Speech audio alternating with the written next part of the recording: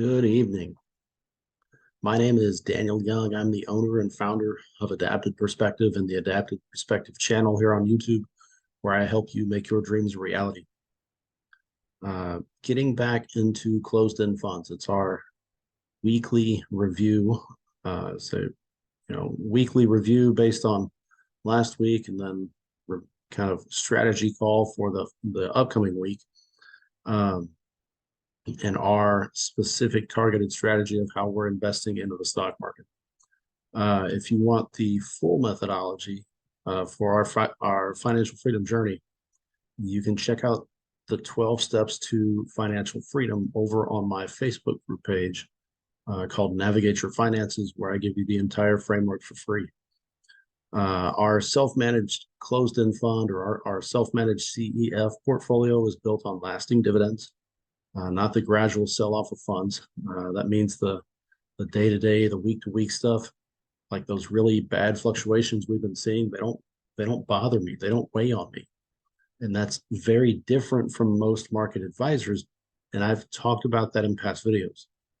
Our setup is a no withdrawal portfolio that's designed to fund or supplement a retirement through dividends instead of through slow cash outs. It's not completely built on buy and hold strategy. There are some funds that are forever funds, but there are also others that are held just based upon the current market. We're targeting dividends and not the traditional 2% measly dividends. I'm talking 9% plus dividends that allows us to keep our principal funds invested and earning. And that gives us the option to either reinvest those dividends or at some point cash them out. So how do we do this? So first, just a reminder and a couple of disclaimers. This is an unedited video. Who knows what you'll hear in the background as I film these in my house. It's cat witching hour. It's us getting up, getting ready for another work week. So there's several stuff going on at the moment. Disclaimers. See the description for the full disclaimers. The only two I'll mention here: that I am not a financial advisor, I am a financial strategist, and that I don't speak like the herd. I walk in limited company, and sometimes I walk alone, and I'm okay with that. So we're using our specific strategy, and so we're using that specific strategy to target specific closed-end funds, or at least to weed out closed-end funds to give us the best deal. And I've talked about that a lot in past videos, and I'll get into a little bit of that here a little later. But based on our strategy, where would I park money? So if I'm buying on Monday, where am I putting money? And the easiest answer is bonds, oil, technology, maybe real estate if you can snag a really good deal. You can maybe go portfolio in a can route, depending on what's inside that portfolio. But before we get into individual specific tickers, let's actually break down the data and see where the bargains are for the week and see who has the greatest discounts as we play the long game. So let me share my screen. So this is the closed-end fund master. Between the last update, so I update the full list every month. So between the last update and yesterday's update, we dropped 4 funds, which might not seem like a lot, but it kind of is. We haven't really dropped funds, like whether they've combined or sold off or anything, but we're four funds shorter, I guess you could say. So 430 total minus the 2 at the top is 428. So it actually increased our overall dividend across every single fund. So the average across all of those funds is a little bit over a 9% dividend. That's crazy, especially given the rally we saw at the end of last week. So how do we sort the funds? Well, part of this is I've already sorted the data. But to explain a little bit, so if it has 3 asterisks, it's a buy alert. That's either the discount is double the historical discount, or it's double the 5-year discount, or it's finally below premium. Uh, the two asterisks is a dollar cost average alert based upon our individual portfolio, which is on this tab. I mean, if I ever market this as membership, then you would see everything that I see. Every single purchase, every single buy, like this most recent one. So every single purchase, what we bought it for, how many, what it cost, what we get out of it, factored into our overall dividend and overall return of investment for every single fund we owned and every single fund we share. That's full transparency, and that's complete honesty. It's the only way to go. Uh, the single asterisks are things we track for any number of reasons, some of which I took off this past weekend. But as we sort the list, we rank by discount, but then we also rank by asterisks. And this triple asterisk used to be a lot longer. So this end of week rally really did change up the market data for a little bit. We'll see if it holds. Come over to the new page, insert the data, bump this over one column because I do like current metrics when I decide what to buy. And if we're copying all the asterisks, I mean, like the double and the single, then we're weeding out a lot more asterisks. It's just easier to start with the triples because those are the targeted buys. So for us, I went through this earlier, and as much as I like Calamos funds, as much as I've been uh, tracking these funds for a while, they can't, they don't offer anything better for me or better for us than what we already have. So at some point, I would still consider adding a Calamos fund of some type. And maybe that would change, but just based on the overall market. It's kind of like my wish list of funds, but it doesn't really add anything different than what we already have. So we're still not going to add something that we don't already have. So we own everything in blue. Everything in purple is recommended by somebody. Everything in green is just something we track for whatever reason. So that leaves everything in blue. Well, everything's already discounted, and that's still scaled and discount. We could decide by yield. And my goal has been to hit 9% or above every single month that we invest. We could go based on overall category. We own two oil and energy funds that pay monthly, but we also own two that pay quarterly. And just so you know where we sit,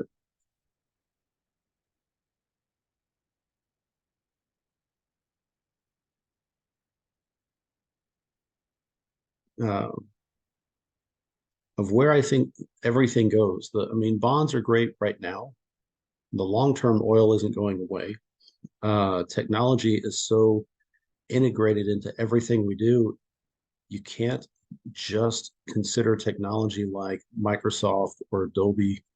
You also have to consider every single thing Microsoft or every single thing technologically based. Tractor Supply and their tractors, the GPS on your phone, the laptop that I'm using to record this, everything we do hinges on technology unless you're driving an outdated car, which I would love to, you know, I would love to own a 90s or earlier car for the lack of computer systems.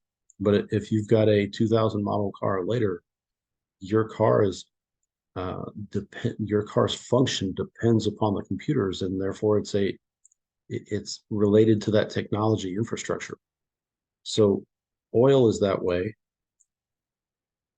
Uh, Business development companies are that way. That's just an outright tech fund. These two are more bond based. These are convertible funds. Uh, all of them are great for the long run, but how do we pick where to go? Um, for a while, my goal has been to hit every long-term fund, to push every long-term fund to 200 or higher. But it's also been to optimize our overall investments. Like EOD would be a great dollar cost average buy, in addition to being on this targeted list, because our overall price for EOD is like 503, I believe. And I only know it because I look at this a lot. 506. So that would be a great dollar cost average for us. I would be able to buy a lot of it. I would say our current balance is something like that. Maybe it's not exact, but it's something like that. Um, so I could easily add more here. I could easily add more there. But what's really the best deal? So HFRO still tops the overall discount, but it has come down a little bit. I mean, it's been as high as I want to say it's been as high as 48. So that it has come down. The rally last week took that to from upper sevens to past eight. Dividend stayed the same. NAV changed a little bit.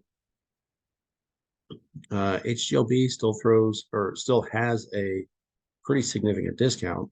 Still throws an amazing yield. KYN is oil and energy infrastructure.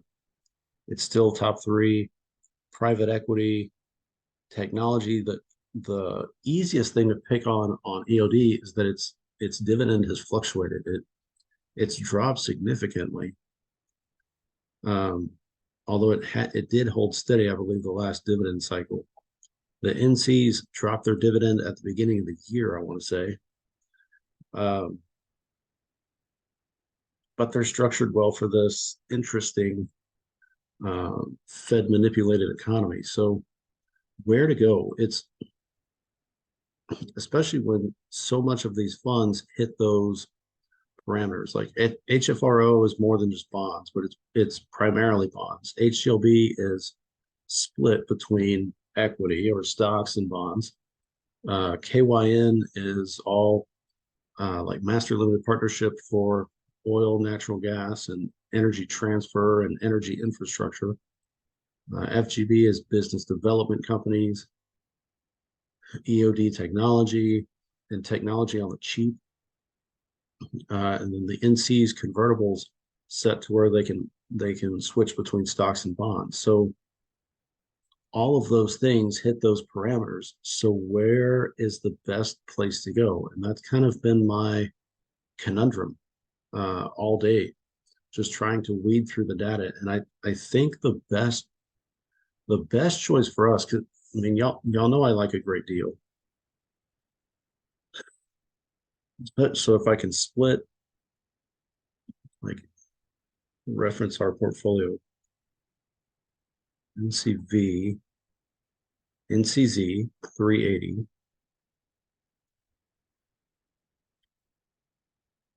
Yeah, Z 380. Buy it, and we could snag another equal amount, and it would bridge the gap between 277 and 380. I mean that's an amazing dollar cost average move. Uh, but it's hard to explain. It doesn't speak to me. It's like, yeah, it's a great move. Yeah, it would work, but I don't know if that's the best move. Does it throw a great yield? Yeah, but it I can't explain it. Something about that just doesn't feel right. The two places that I'm split on are here. Um, they're equal in price. It gives me cushion to carry over into the next month. Dividend wise is deceiving because it looks like this would be the much better deal, but it comes down to this is a monthly payer. So this pay for every one time this pays 3 times. So at the end of the year, that's got the better overall yield. As to what the portfolios contain, EOD is a tech fund, which is kind of interesting. Even seeing the tech side of the market bolster the market and support the market early on, that they still had dividend issues. HGLB is communication, it's real estate, and energy and bonds. So it's not quite portfolio in a can where it's extremely diversified within the portfolio. But given the current market, I do tend to lean toward that. Bonds, real estate. I mean, the vast majority of our real estate investment is through IGR. We scored an amazing deal on that last week, like an amazing deal on that last week. So access to a different type of real estate, access to communications and satellite network, access to energy and infrastructure, as well as bonds. I like that grouping in this market. EOD is tech heavy, but it's outright tech heavy, but it's also tech infrastructure heavy. You've got NVIDIA and Broadcom and like the platform layers of all of that technology, as well as the Microsoft system and the Apple system. But then you look at all of these other players, Google, Amazon, Coca-Cola, who are either just outright technological giants or also just are highly integrated in how they use technology for their company. So it's a toss-up for me. They are, and they meet the parameters. So they're both heavily discounted. They are, well, that's the only difference. So they're both heavily discounted. They both throw an amazing yield. I can buy them for similar pricing, but the difference is EOD pays quarterly and it's at a fluctuating dividend versus HGLB has paid a consistent dividend every single month. So it's a great dollar cost average buy on the EOD angle. It's still a good dollar cost average buy on the HGLB side of things.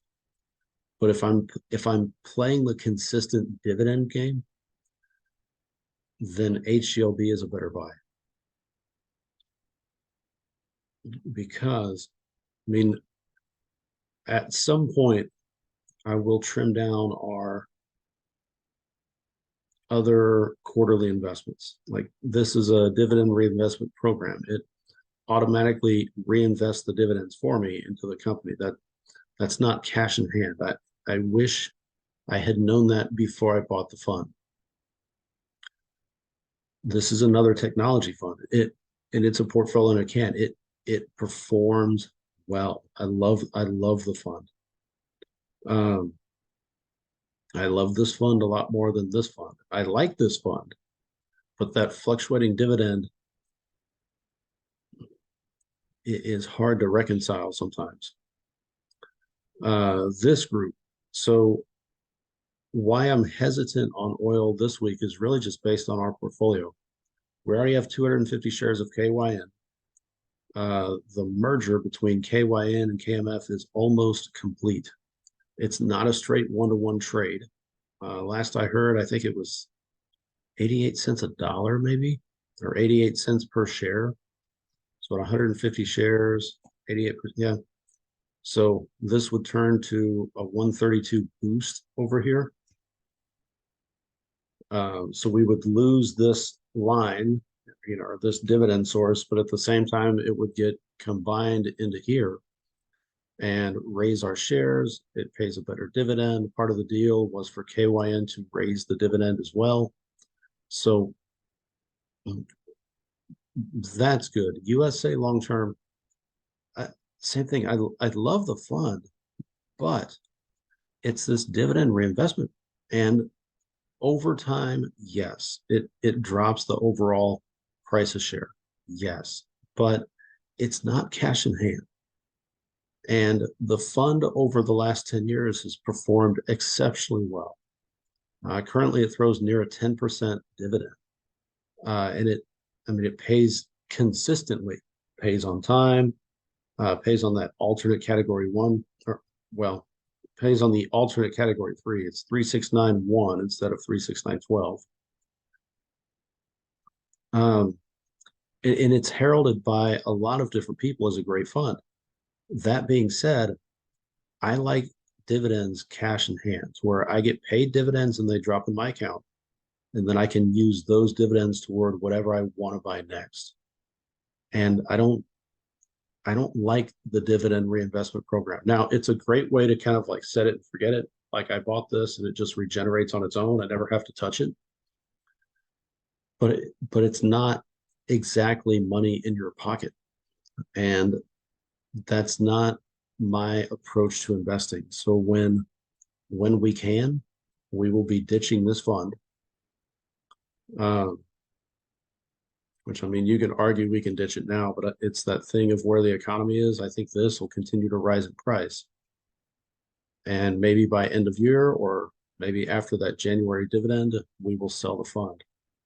Similar to this next dividend is in December.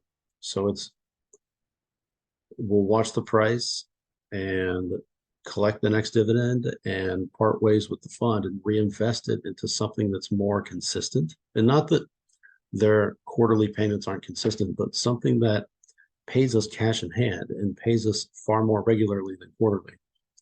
And I love this fund. I love this fund. Their dividends have increased. Their stock price has been fairly consistent. Uh, what they hold inside the fund itself, they're doing what they need to.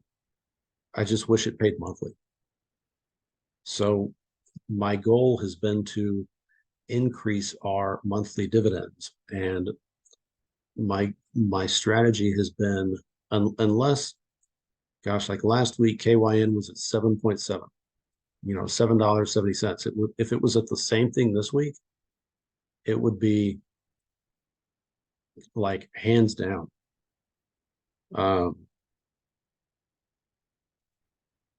I mean, if nothing, if everything else was the same and that was $7.70, it'd be like, man, that's really hard to pass up. Um, but the market responded, so everything's up a little bit. So given the current market and knowing that this merger is about to happen, I want to see how the dust settles and see how many shares we end up with, and if they do increase the dividend. So besides that dropping rapidly, it's not the best deal this week, especially when I'm trying to increase monthly dividends. So with monthly and the goal, that takes those out. I already have say we, but we already have 200 HFRO and 200 of here. So 50 here still makes a little more sense to me since the goal is to raise this to 200 at some point as well.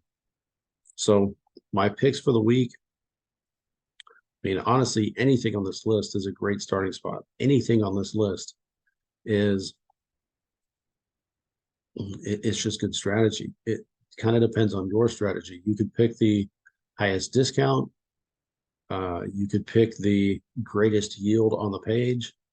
You could pick oil because in order for technology to run, you need oil. In order for all those semiconductors and all of those refrigerator parts and laptop parts and mouse parts and truck parts and tires, all that other stuff that makes our country run hinges upon oil.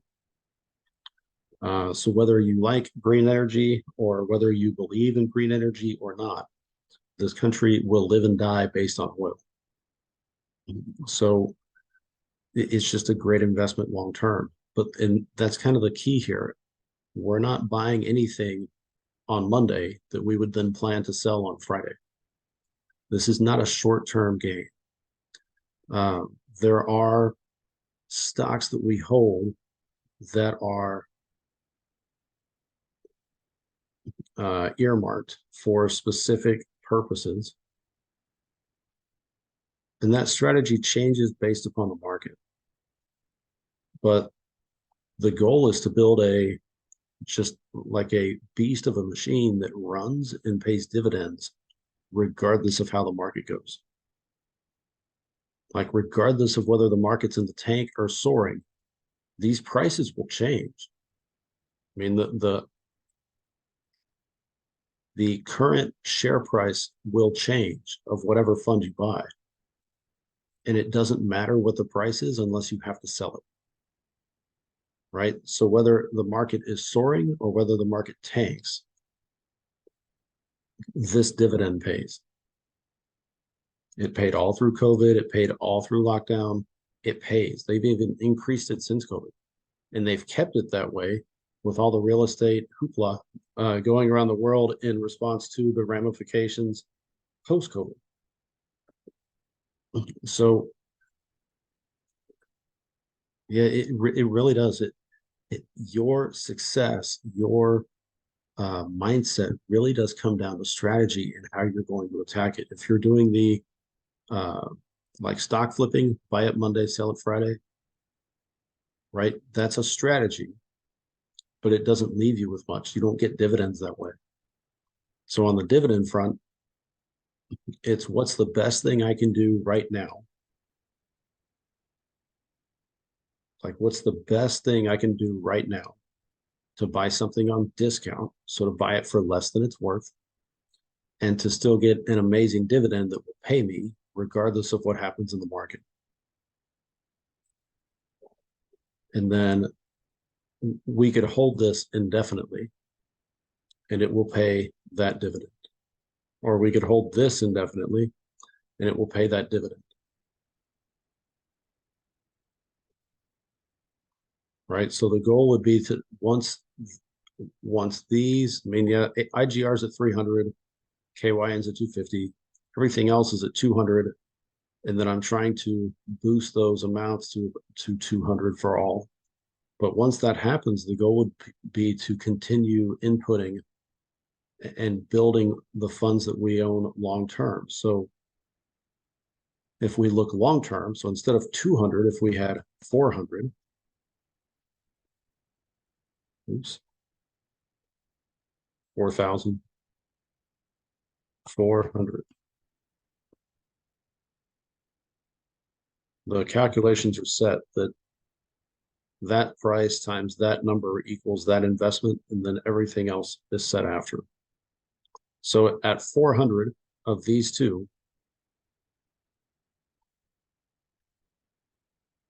right, which we can do the overall math, but it's still the same yield. So you're getting like a 12% yield between both funds paid monthly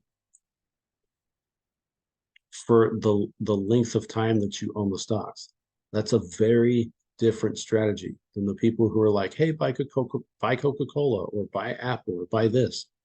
And they pay crappy dividends and you lose money. Your investment gets devalued the longer you own the fund and they don't pay you anything. And then inflation eats your gains. It's a very different strategy. So know your strategy. Buy the discount, target the yield, figure out when you want to get paid.